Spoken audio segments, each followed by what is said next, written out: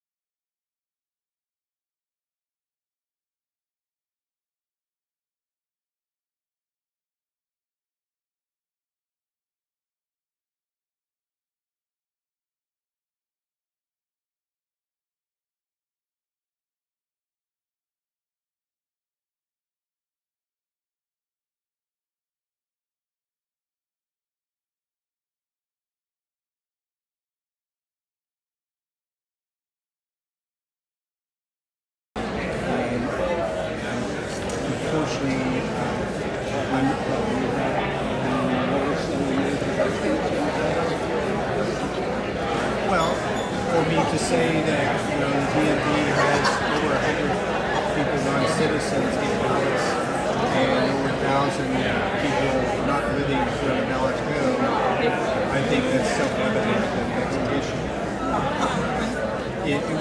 For either party, if you go to a drugstore and you expect to get a given drug that the prescription says to you want it to be validated. So my background as an engineer is trust but error. And we're not. The Secretary of State has chosen not to do that. Well, which day was it? Does that kind of make sense? Or but It makes sense. Like I want to know. I just haven't, Want a split cake or not? maybe experienced that since happening.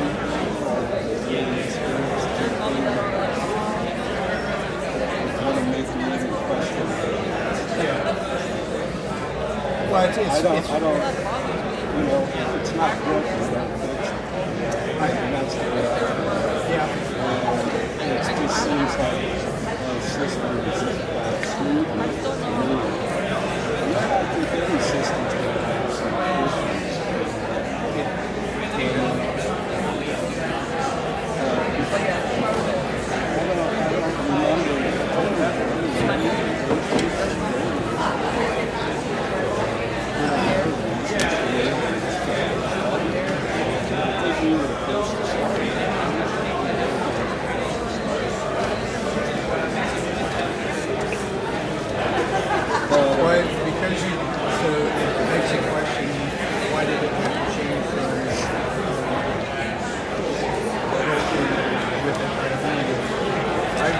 I voted while being in the military in the Philippines in 1974, so I understand there are the cases of people out of the state, serving the country, or handicapped that can, the state had made allowances for those folks, those ballots to go to Mexico and allow for a postmark and the travel. I can tell you that the military mail does not go fast.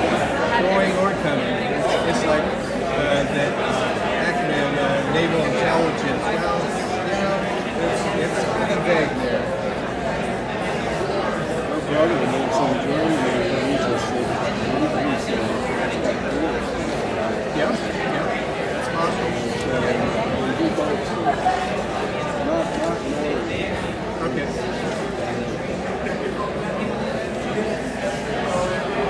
Have you and your wife had a chance to visit Germany?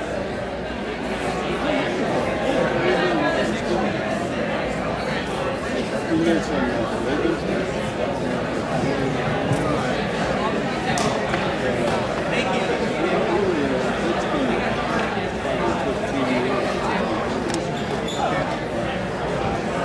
So he's looking over here, not here.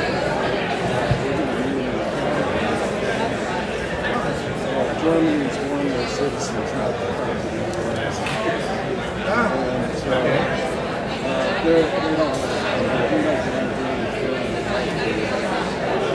doesn't have any feeling. So we're going to meet him.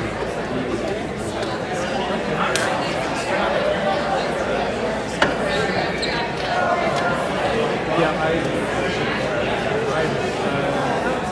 visited Western Germany on high school student exchange, and then traveled to what was formerly Eastern Germany.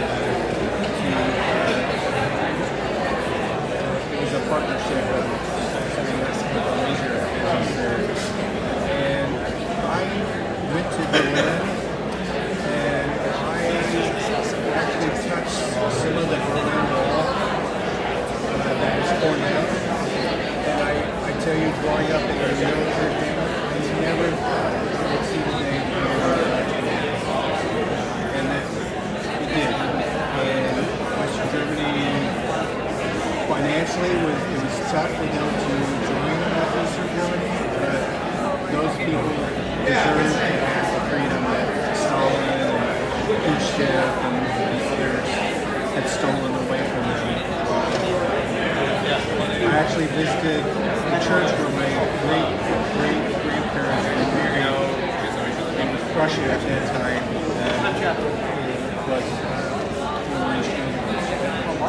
Quite some history. And I think the more you travel, the more you see how people have the same needs, have the same wants and desires for their kids, put on their socks and underwear the same way, but culturally, it makes a country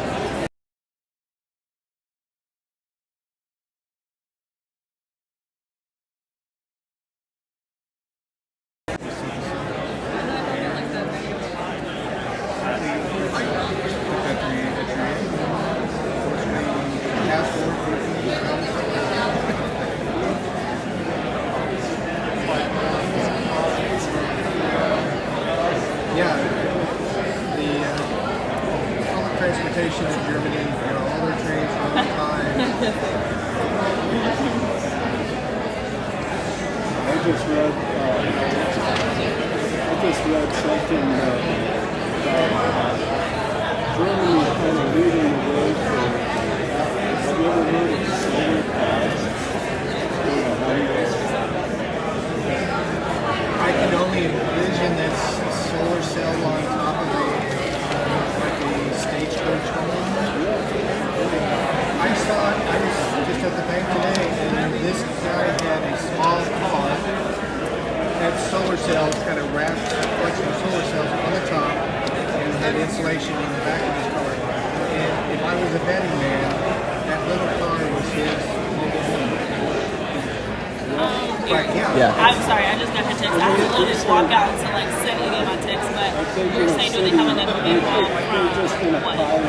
Like, just for the show, like... Yeah, I think okay. so. He hasn't said, oh, we need more video, we have the... Okay.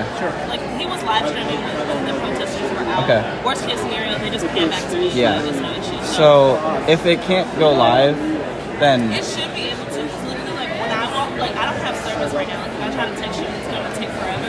But as soon as I walk out, it opens up. So yeah, in here. We can't stream in here. Yeah, so hopefully when we set up for the live shot outside with the cam, Yeah, that'll be fine. But yeah, I'm gonna have to be stuck here.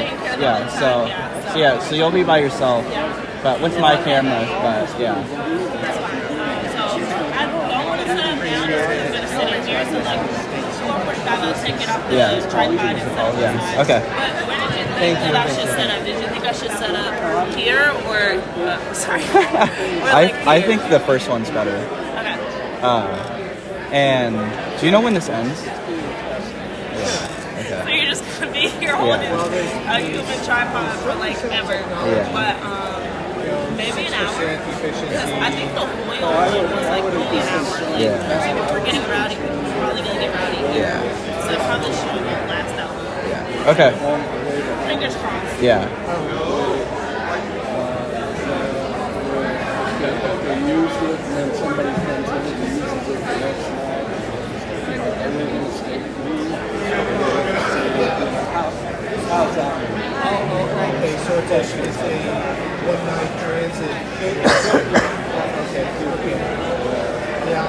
Well, there's a lot of churches in some public lands that have the small dwellings in the Eugene area.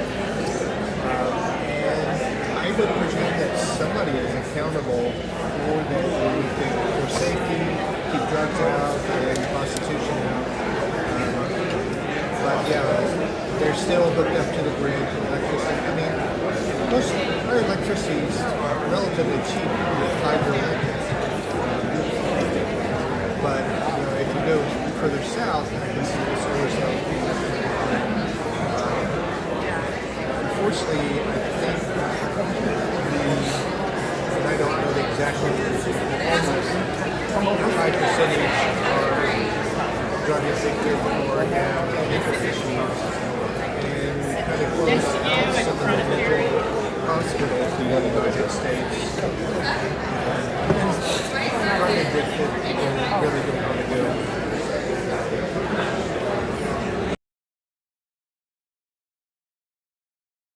Handcuff somebody, write them out, and then release them. And if they haven't made a personal decision, they get better. It's human nature to kind of return back to escape. Most individuals have to wonder what cause the service and so but all humans deserve respect, safety, and dignity. And being a veteran, I also am favorable to veterans to have as much help if they have PTSD or have some handicaps that prevent them from living life to the full.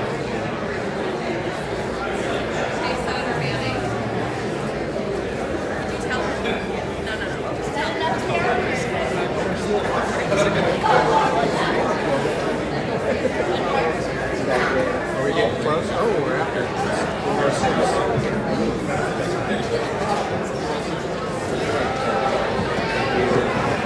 Appreciate it. Thanks.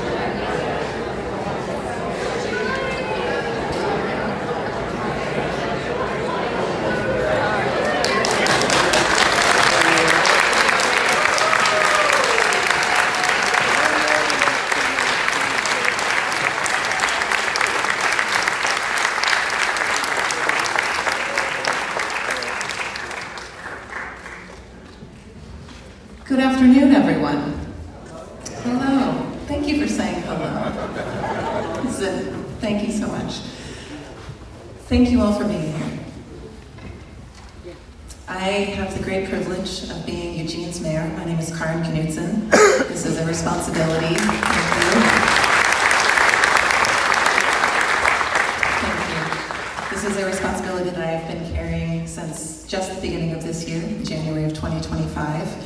And it is absolutely my honor to welcome you today and also to thank you for joining us at what is Senator Wyden's over 1,135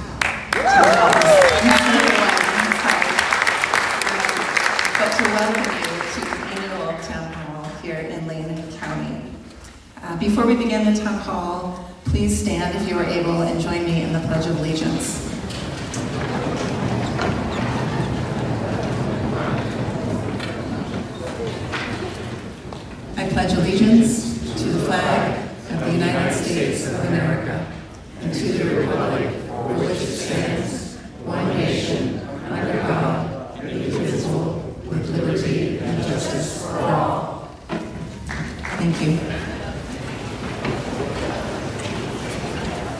Before we begin today, I would like to acknowledge the elected officials who are here with us in the room. If you are an elected official here with us today, and I see some right down here in front, please stand and wave so that we can acknowledge your service and your presence here. Thank you for your service. Thank you, Senator James Wyden. Decades of service among them.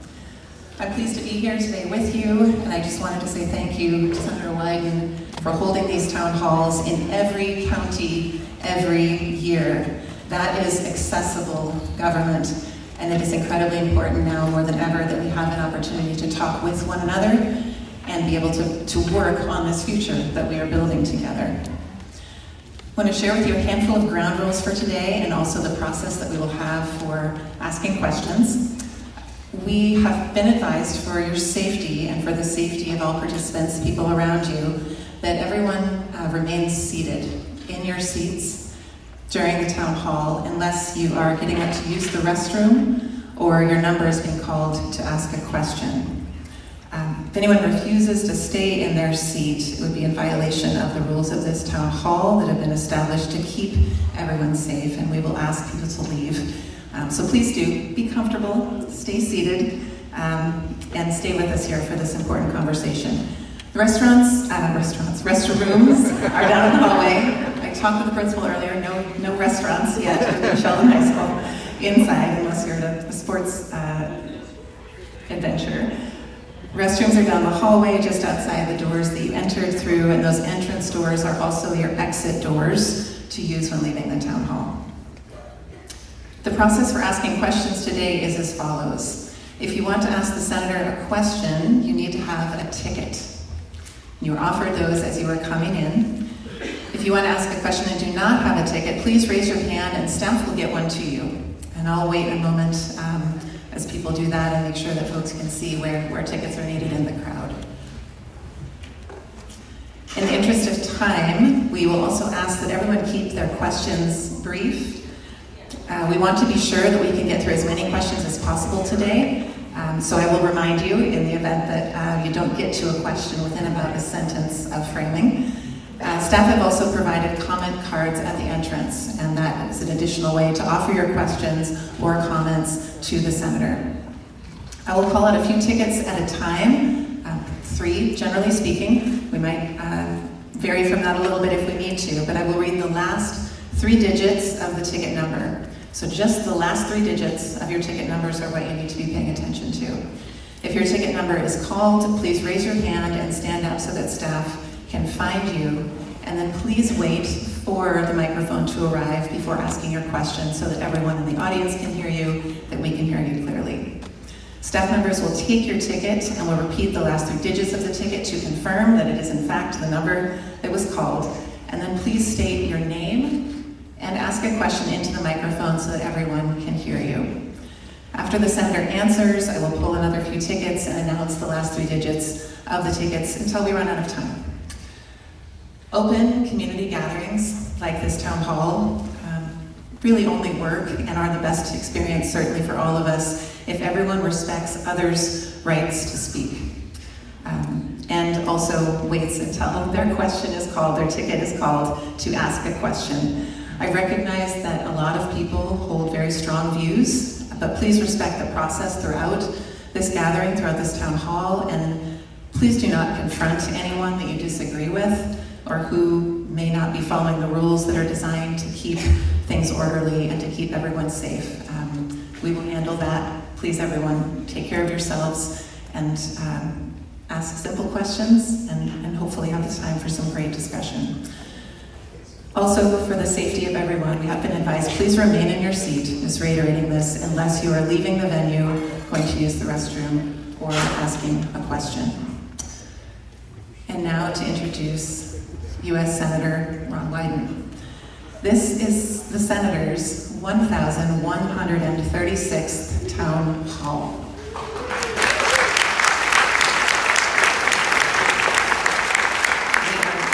Pleased to host him here in Eugene for his Lane County Town Hall.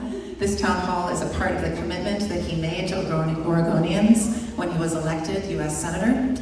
namely to hold an annual town hall in every one of Oregon's 36 counties. When Senator Wyden is in Washington, D.C. representing all of us in the United States Senate, he is the ranking member of the Senate Finance Committee and a member of the Senate Committees on Budget, Intelligence, and Energy and Natural Resources. In Oregon, we know Senator Wyden as a senator that listens. I also want to thank the senator and take a moment to thank him personally for his work on vote by mail. We were part of the event to talk about vote by mail.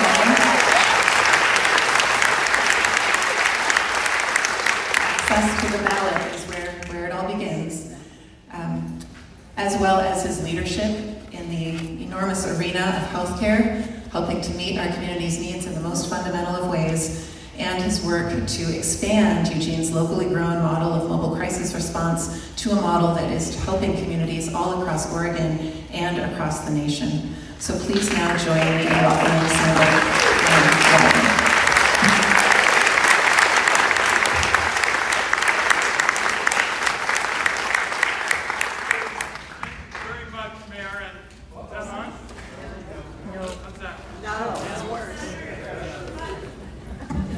How's that? Thank you all so much for coming. And I've had many of these town meetings, and this is, folks, one of the most important I've ever had. And that's because I want to listen to many of you who have strong views about the Middle East, because you have told me of your views, you've told me where you want to go. I can tell you I find what's going on in Gaza horrifying. Then why haven't you done anything? That's right. Why are you making Israeli propaganda? Everyone, please.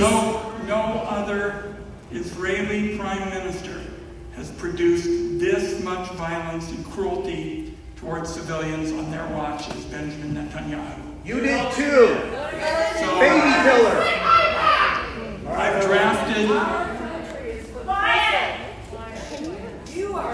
I've drafted legislation to create penalties and sanctions for officials in the Netanyahu government and the Israeli military who get in the way of humanitarian aid.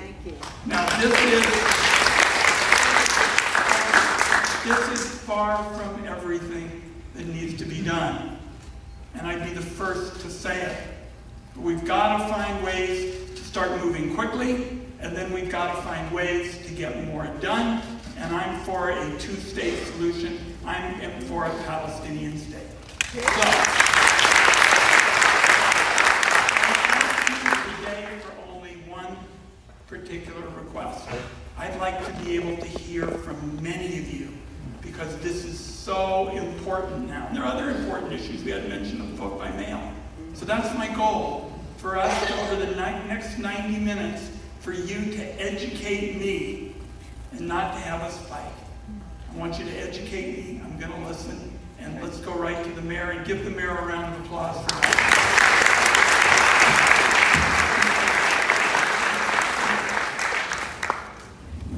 So our first three questions, 598, 534,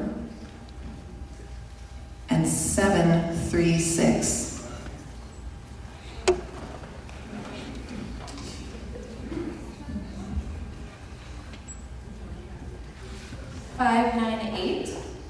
Where is 598? Oh, there we go. Is that 598? Go to it. 5736. And right then to 736. Thank you so much for representing us in Washington. So much confidence in you. I support and love all the people of Israel. I support the state of Israel. I also support having a Palestinian state. I am not in support of genocide, particularly happening in this conflict. I want it to stop. I want us to stop supporting Netanyahu's self-serving war and I want to increase the aid and protection to Gaza. Thank you.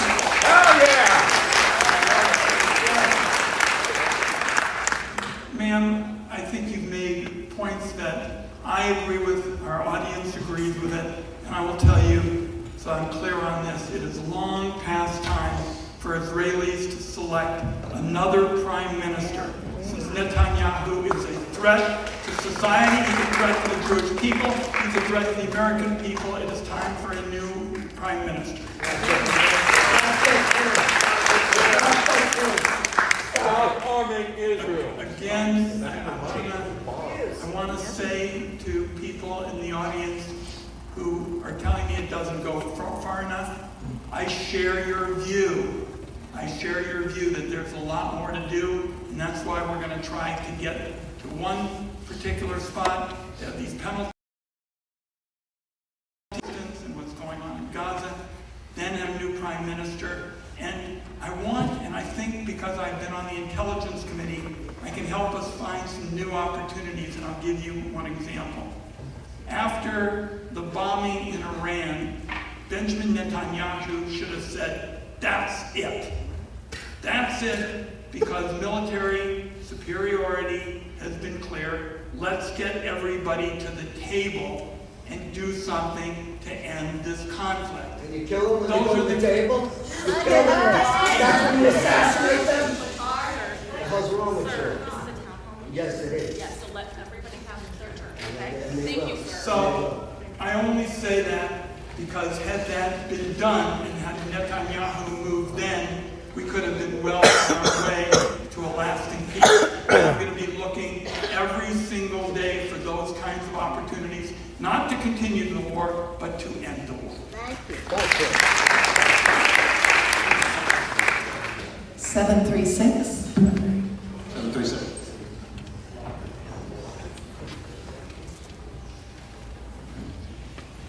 Yeah. My name is Alex Awad, and I speak with an accent because I was born in Jerusalem. I'm a Palestinian. Thank you for coming today. Thank you, Mayor, also for coming, and it's my privilege to address you. I don't know if you remember, but we met 7 years ago when you came to Eugene to meet with faith leaders.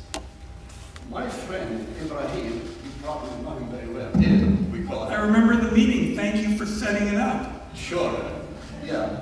The owner of Cafe Soraya called me the day before the meeting and invited me to attend. Near the end of the meeting, I asked you, what are you going to do about the situation in Gaza? You responded with, this is not why we are here today. And you added that you believe in a two-state solution to resolve the conflict. I said, I have a letter that is addressed to you about Gaza. Will you take it and read it? You said yes, but after the meeting. When the meeting was over, it took a photo of you receiving the letter from my hand. This is the photo. That's you. And Last time I looked, that was me. you look very good. You still look good. All right, so in the letter, I said that the situation in Gaza, after 11 years of total blockade, is explosive. And if you and other US officials do not or do nothing about it, it will become worse. That's 7 years ago. I wish that you had opened the letter, read it, and took my advice seriously. Had you and your colleagues in the Senate done the right thing, October 7 would not have taken place.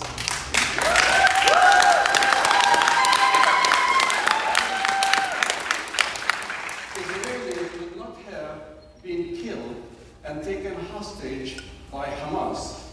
If you and other policymakers had listened to the voice of reason, by major human rights organizations, 65,000 Palestinians that the Israelis have assassinated would be alive today. 650,000.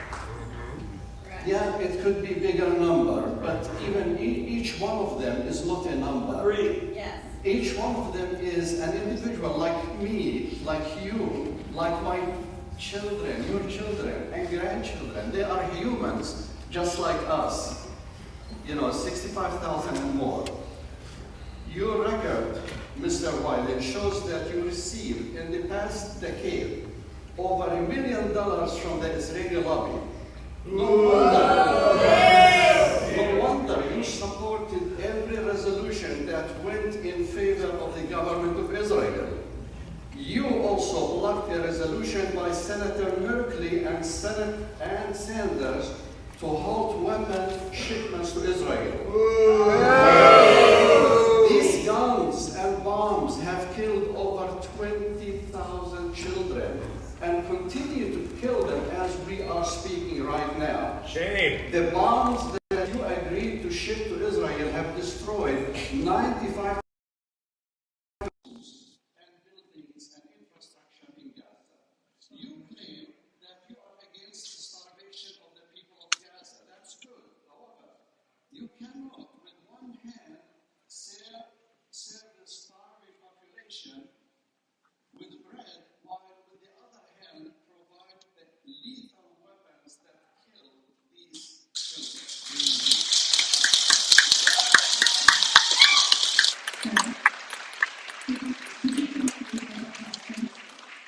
Just one question, please. Thank you. I'm finished. Just let me say my last statement, please.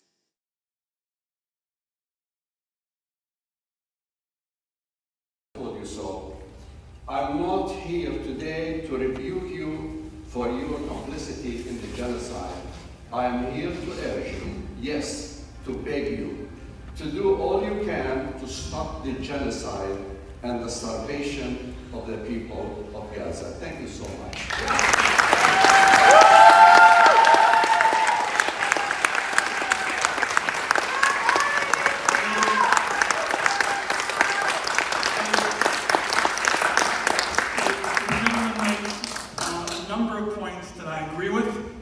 Appreciate his presentation, very factual. I am concerned about some of the items that were not brought up, and I don't believe he did it intentionally, but for example, the hostage situation remains to be hugely critical, and Hamas is still a threat to take. Thousands of Palestinian hostages are being kept by Israel. Everyone, please. Everyone, please. One other point that I make, which I suspect my friend agrees with, is the situation now in the West Bank is getting to be as serious as Gaza. And we're all going to need to work together, which one of the reasons why I want a new prime minister is because I don't think Netanyahu will do anything about the West Bank. So there are a number. The answer's not good enough. He's not killing them by himself. A number of areas that we agree on, and I appreciate your point. Just so we're clear on it, if we're going to stop the campaign spending, we have to end Citizens United. The Supreme Court.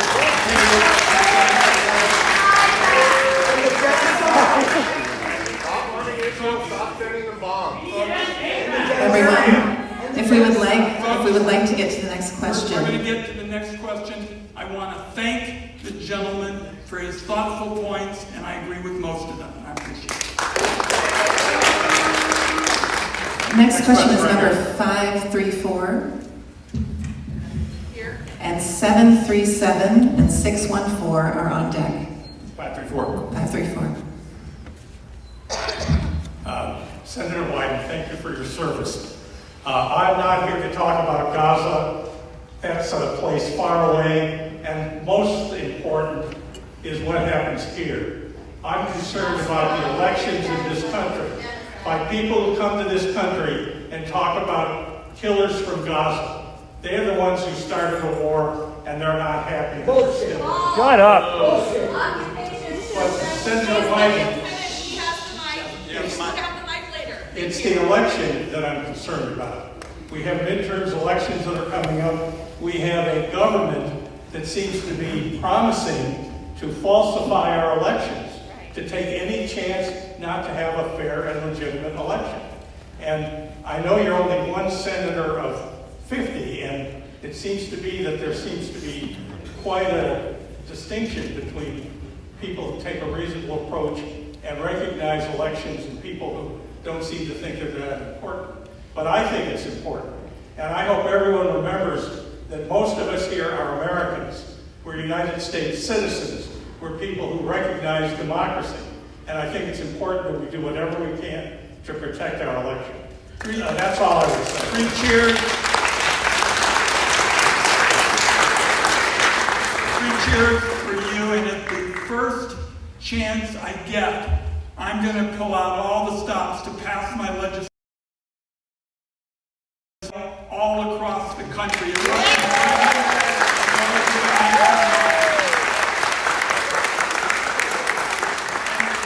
particularly urgent that we work on this issue now because Donald Trump seems to take his political advice from Vladimir Putin. Because Vladimir Putin told him that he ought to get rid of vote by mail. It's a preposterous idea. Trump should have said, "Nyet." And instead, he basically said, "Okay." And, you know, Trump is adopting a whole lot of policies that we need to talk about. On this vaccine issue, over the last couple of days, he told women to tough it out because he doesn't agree with the Tylenol position. That's wrong, and women are going to suffer. Question number 737, 614, and 527.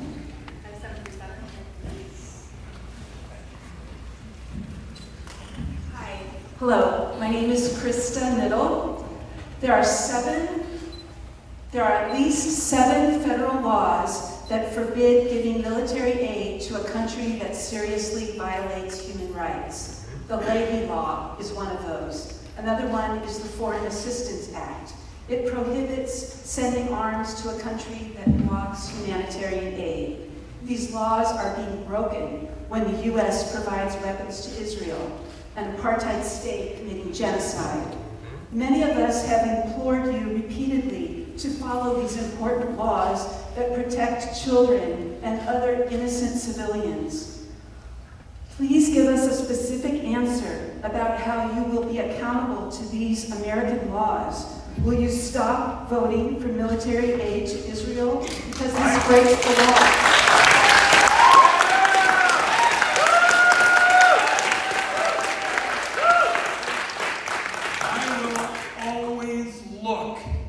Always for ways to secure peace. For example, I said that I'm for a 2-state solution. I'm for a Palestinian state. My colleague has proposed that.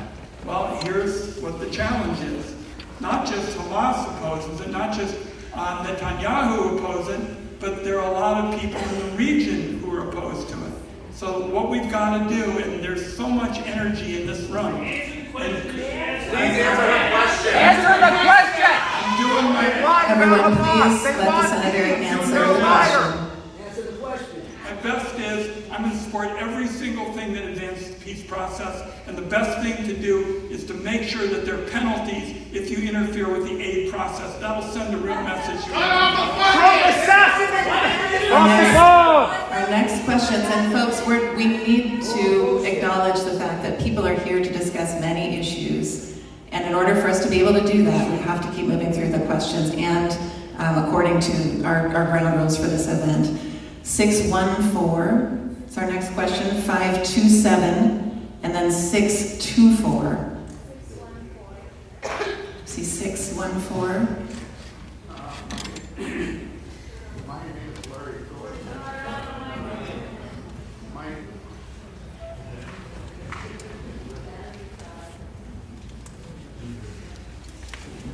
Five, 2, 7, 6, 2, 4, and 7, 0, 4 are the next 3.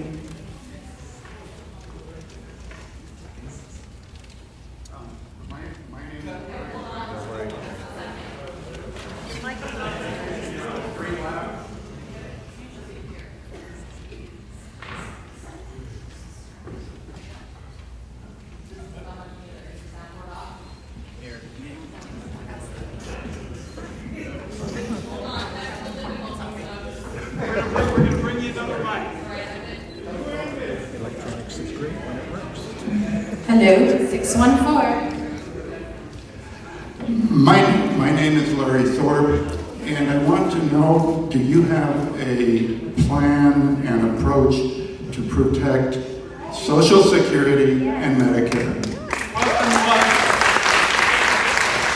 Do I have a plan to protect Social Security and Medicare? I do. I'm the ranking Democrat on the Finance Committee, and I used some of it last Thursday. You may have heard that Trump's new social commissioner said that he was going to pursue cutting retirement benefits by raising the retirement age. That would be a real hardship for people. I announced that I was against it. Within 3 hours, they redrew it. They took it out, and they said, we're not going to start messing with the Senate Finance Committee. So that is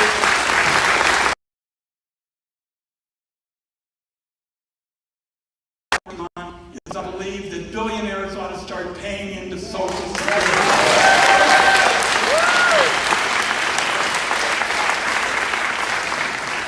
Billionaires today not only can avoid paying into Social Security, but can avoid paying taxes almost altogether for years on end. They need to use only 3 words: buy, borrow, and die.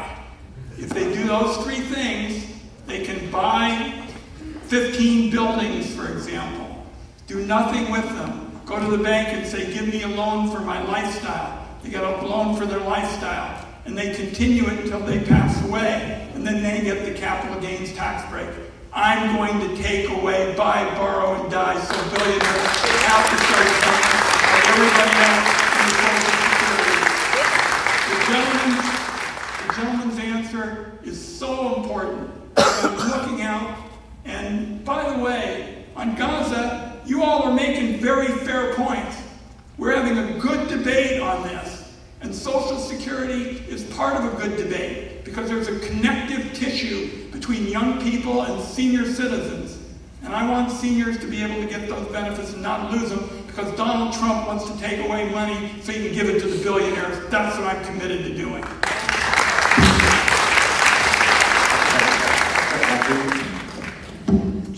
Checking, okay. 527, 624, and 704. 527.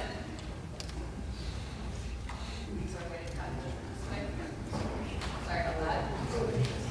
Figured out. Thanks, everybody.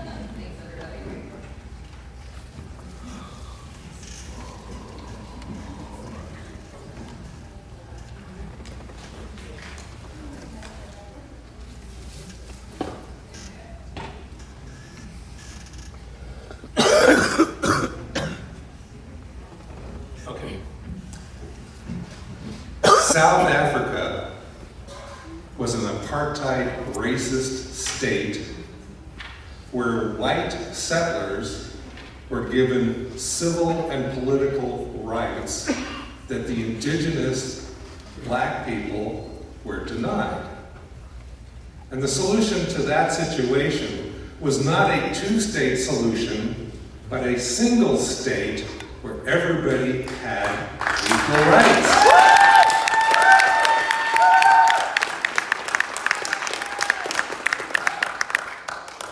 Today, Israel is a racist apartheid state. Right. Where settlers are given civil and political rights denied to the indigenous Palestinian people. That's right. So my question is, why should we tolerate a two-state solution where an apartheid state is allowed to continue to deny those rights to the indigenous people that live there? Well, a couple of points.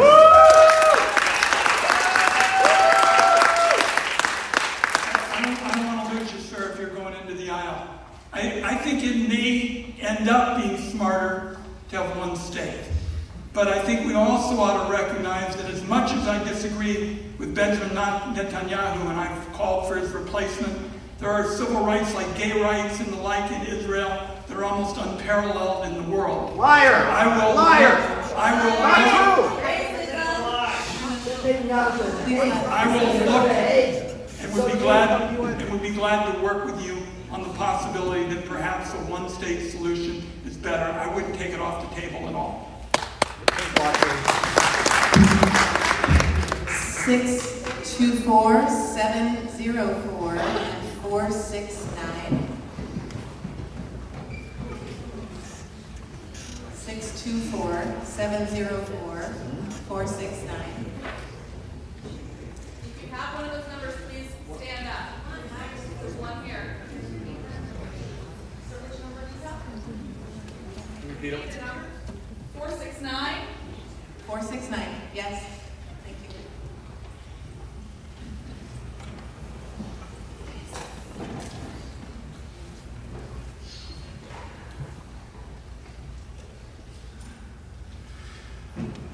What response are you seeing to the bombing of the Hamas representatives in Doha? It seems to me that this violation of the sovereignty of the country is outrageous, something that should be rebuked and sanctions followed. I'm on the Intelligence Committee, so there's a couple of things I can't talk about, but I've seen opposition from the Israeli generals to that, and that ought to make it clear to Netanyahu it's a mistake. Some mistakes. That's it? 520 and 696. 658 520 and 696. 520 over here. Great, thank you.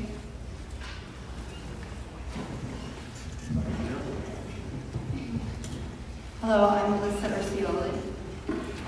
There you are. And it's a change of subject. Today I was aware that our tax money would be going to Argentina possibly to bail out Argentina, and services are being cut, Medicaid here for people, and it's just very troubling. I'm going to oppose that bailout to Argentina. They're just not working in line with our values. I know why Trump is doing it, because Trump sees this as something that he can pull into his orbit. I'm opposed. 658 696. 696. Thank you. Good afternoon, Senator Wyden. I just want to thank you for hosting this in my school. I appreciate it. So through pro-Israel lobbies, you've taken close to $1.2 million and there's no other foreign government that would come near that amount of funding. And my question for you is, what makes Israel such a major lobbyist for you and other politicians? What makes them such a great ally to justify their lobbying and influence over our politics? Well, first of all,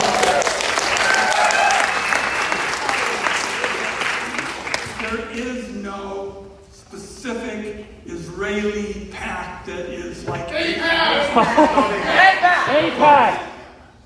Folks, when you look at it, there is no PAC including AIPAC. Obviously, everybody participates in a broken down mess of a political system. And for your generation, I want a different system. And that's why I want to get rid of big money and Citizens United. And if we do it, we will have folks, I believe I'm the only one in America today having a town hall meeting like this. I know of no other that is open to all and basically says, I'm going to be there to listen to you. For example, Republicans have been told not to have any town hall meetings at all by their leadership. So I want a different system for your generation, and changing that law is what will do it, and I'm committed to getting it. Number 658 and then 588 466 and 541. 588 466 and 541. And 588. 588.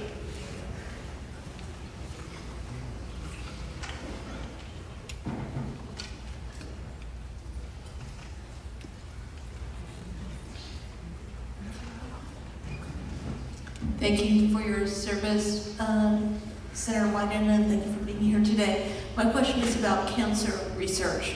One of the most dispiriting and disappointing budget cuts by this administration has been to the funding of research on cancer. And I'm wondering what, if anything, you can do about that.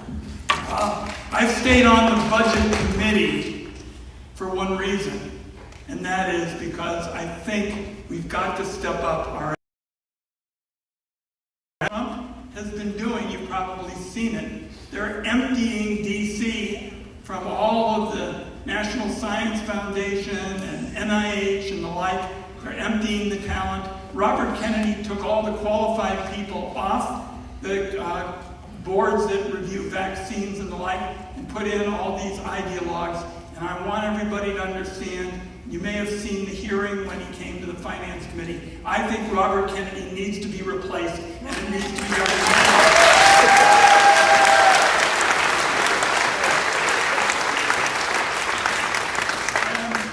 The reason our speaker's point is so important, and we've seen it in some other ones, this is about choices. And Trump wants to help the billionaires. I'm talking about saying the fight against cancer is more important. It's a choice. We'll have a chance to make it. We don't talk politics at these town hall meetings. I heard a rumor there's an election coming up and people have a chance to make their choices. Number 658, number 466, and number 541.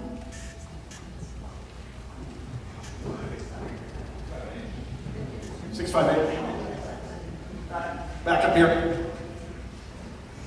658.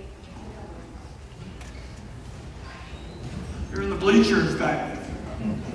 Hello, Senator. Thank you very much. My name is Carl here. I appreciate your efforts and your integrity. My question is about the upcoming budget negotiations. The upcoming budget negotiations? Yes, very important. I should say the ongoing budget negotiations and the strategy for them. I understand that sadly the whole process is path dependent, and well, the best we can hope for is a not very good compromise. So be it. But my question is, can we strategically take this opportunity to raise very clear, strong democratic policy points and demand them? We won't get them. But can we articulate them and make it clear to the American voters who are not necessarily as tuned in as the rest of us what the party stands for? I'm talking about cancer research and cutting ice and all of the outrages that we hear about every day. This is our chance, I think, to raise a strong voice. Thank you. Thank you for bringing it up, and I'm getting asked about it at every stop at home. First of all, I think the fact that Jerome Powell, the head of the Federal Reserve, keeps cutting interest rates and has made it clear he may have to do it again is a signal that the economy is very, very fragile right now. So your point is a good one, and let me give you some examples that I'm trying to focus on. First is people of modest means, targeting aid to them. You may have seen in the Oregonian that a third of the people of Oregon do not have $400 in order to pay for an emergency. That is unacceptable in America, and I want to change. That's number one. Number two, and healthcare is really my specialty. I was director of the senior citizens for about 7 years. Some of you may know that, the Grey Panthers. And healthcare to me is always the most important issue. I'm for universal coverage.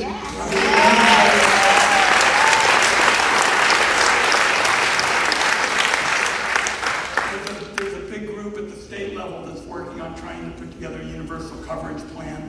And Lisa Rockhour in my office, we're working on it. I'm going to get there, and I'm going to be for it. It's a good idea. An immediate issue, for the gentleman's good point, is health insurance premiums.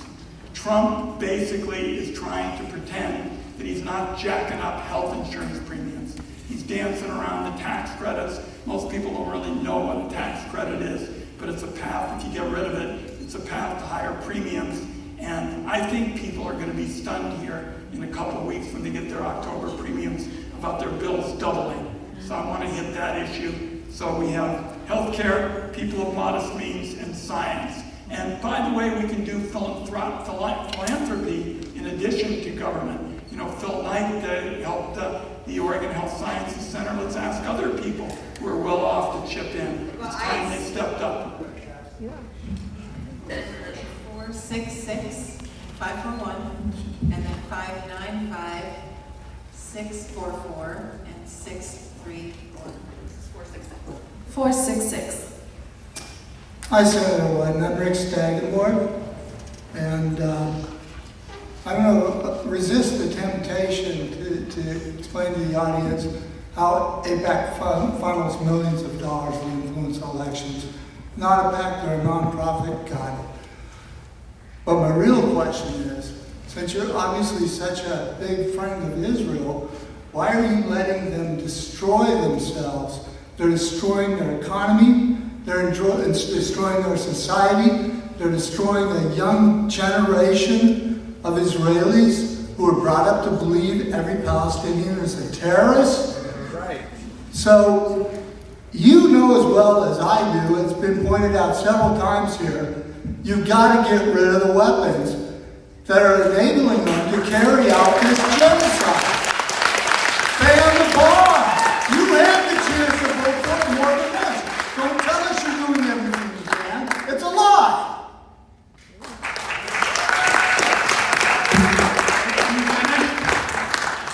So, first of all, I agree with your first point with respect to Israel being hurt by these policies. You're correct. I believe those policies will change. No matter what happens on a vote on weapons or anything, they will not change until Netanyahu is gone. Folks, what are you going to do to him? I'd like you to be respectful to the speaker. It has nothing to do with me. He's right. And I'm going to make another point on this.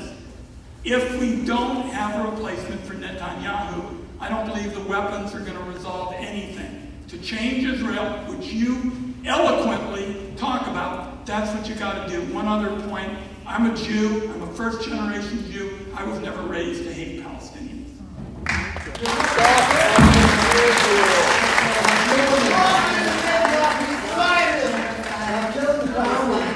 Number 595 and number 644 and then 631. 595, 644 and 631. Any of those numbers? No one with our area code. Hard to believe. 488.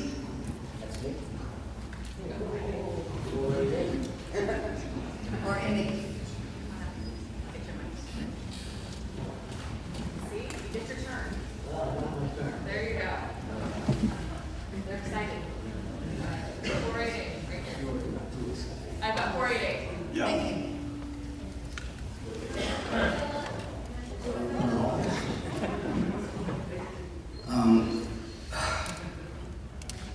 You were elected in Oregon to represent Oregonians, not to represent the state of Israel. That's it. So, the gentleman important point is who do you represent? And I made the point that nowhere in America today, and I checked, is there an open to everybody meeting with a United States Senator so that you can hold them accountable. Senator Merkley's name was mentioned. To Jeff Merkley's great credit, I was in office and he ran and he said, I'm going to do it like Ron's doing it. So he has plenty of them and deserves credit on it. But the point of who do you represent? You know, my wife has said repeatedly, dear, I'm not sure it's even safe for you to have a town meeting now. And I've said, I trust Oregonians. I trust Oregonians, and there has not been a bad comment in the House, including yours. And I'll match my record for standing up for Oregonians, whether it's healthcare costs, whether it's tax, whether it's information, whether it's education, with anybody. And, well, sometimes people disagree, and I understand that, and that's why I came here to learn. And many of the people who agree with your position have made good points tonight, and I've been taking notes so I can go after them.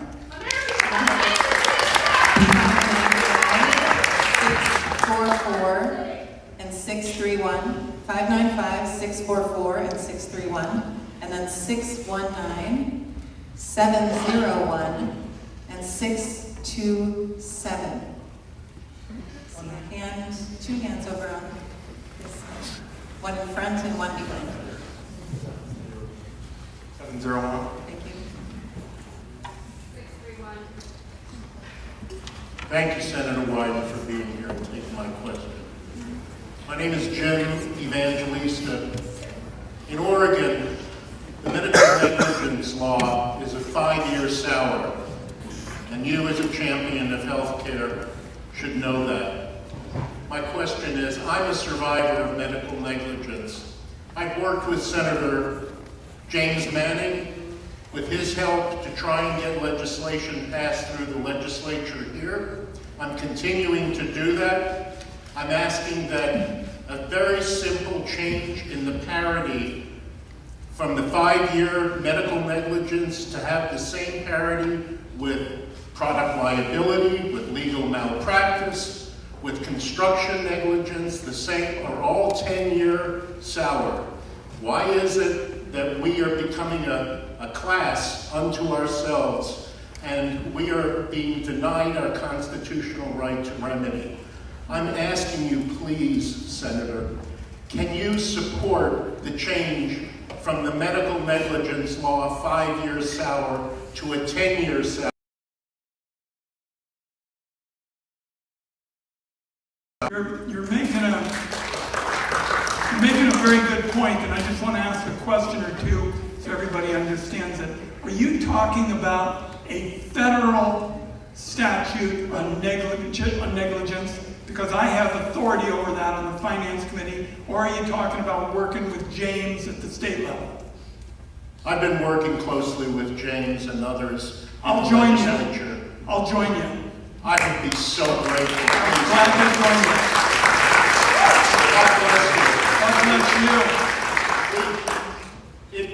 It is a struggle, and it's been so impactful on my life, and I know other Oregonians are suffering the same way, and to learn that we don't have our rights, that it's so hard and traumatic to be in this position, and then to learn that you don't have a right to gain access and remedy to when you've been wronged and harmed. Well, and you have a right to not be part of a 2-tier medical system today, because the billionaires and the well-to-do have concierge medicine. This is Eric. You ought to have some rights too. Thank you. I think James Manning may be floating around. We got a chance to start talking about it, okay? James is in the front row. Thank you for speaking up. Stand up, even though I told everyone they Let's hear from James Manning.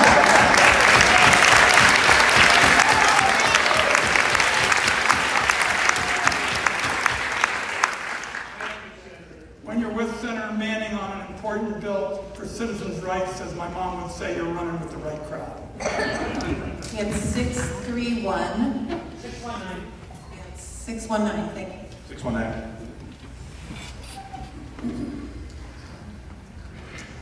Hello, Senator Ron Wyden. My name is Quinn, and I am here representing not only the American Communist Party, but I'm also representing the working class of... I am representing not only the American Communist Party, but I'm also representing the working class of Oregonians. Since October 7, 2023, the United States government has given the Israeli regime $17.2 billion in aid. This not only goes to their military spending, but it also goes to their pensions and universal health care. You have voted every time in favor of funding and arming Israel while they are actively committing a genocide of the Palestinian people. During our time, Oregon's homelessness has increased by 60% since 2023, and there are 224,000 Oregonians since 2023 that have been let go of their health care benefits. Literally last week, a man in Portland died by running over a pothole. Maybe you would see these social issues if you actually lived in this state and not in New York. You just don't promoting progressive values, but your voting record in arming Israel and foreign policy is anything but progressive.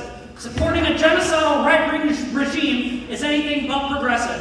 I call on you to disband from taking any money from AIPAC and start focusing on issues here in America, issues here at home, issues that the Oregonians can be impacted by. There is no reason why we should have this disparity in the wealth inequality in America. There's no reason why why veterans should be sleeping underneath bridges. You need to commit to stop sending funds to foreign wars and start focusing on issues in America. Thank you.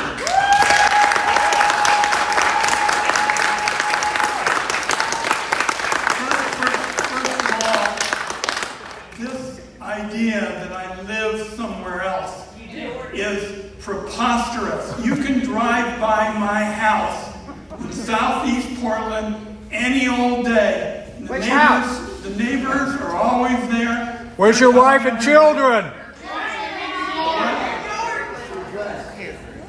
What I've done 1,135 times, which you certainly couldn't do if you live somewhere other than Oregon, is be accessible to everybody. That's what I'll keep doing. And he's making a good point on housing, and we're going to follow that up. Number 644, number 627, and then 631, 726. There we go. Which of those numbers? 631. Thank you. Okay. Hi. Thanks for being here. This is really cool to get a chance to talk to you. My name is Michelle Canela Marcinet. I'm a resident here in Lane County, and I'm a peace activist.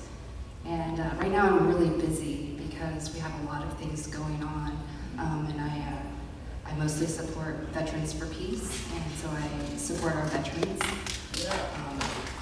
I have so much to talk to you about because there are so many issues happening. I could come up and ask about how you might help us protect our veterans from being deported into some unknown place by ICE. I could ask you about veterans who are sleeping on the streets.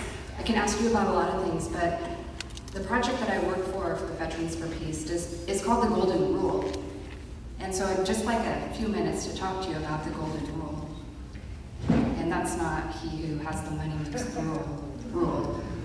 It's the rule where we just make up rules out wherever we want to get what we want. That's not what we do. And right now we have a boatload of veterans heading towards Gaza. It's not even that I want to talk to you about today. Again, it's just this huge pile of things that all of our peace activists are spread out everywhere. And we're spending so much energy trying to bring attention to a whole list of things. And I mean, this is just one little piece of the world with so many problems. I understand they're all piling up on your plate. But at a bigger level, internationally, the United Nations back in 2017 said, we want to make nuclear weapons illegal. And they did that. And so my job is to go from port to port on this little boat called the Golden Rule that 4 Quakers tried to sail into the Marshall Islands in 1958, protesting U.S. military testing the atomic bomb. They ended up dropping at least 67. And you want to talk about cancer rates? You want to talk about what's happening in our environment? Please ask your question.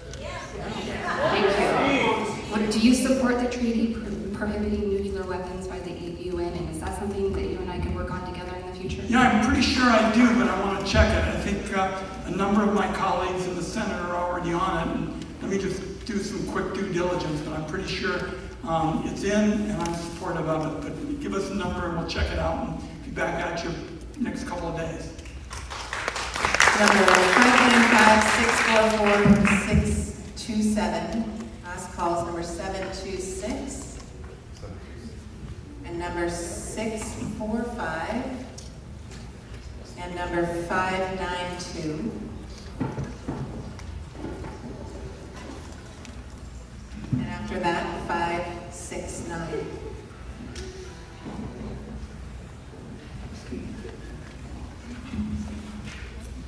I have 726. Please mention ice. It's the worst. I agree with the gentleman. Abolish ICE.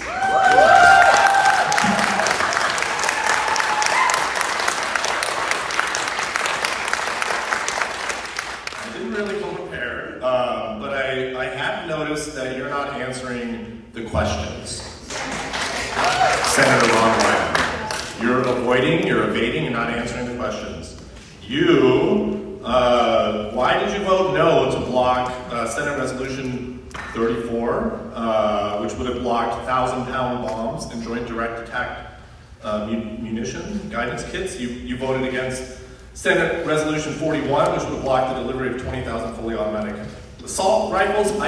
You have lots of words that you say to us, and lots of platitudes, but your voting record is to bomb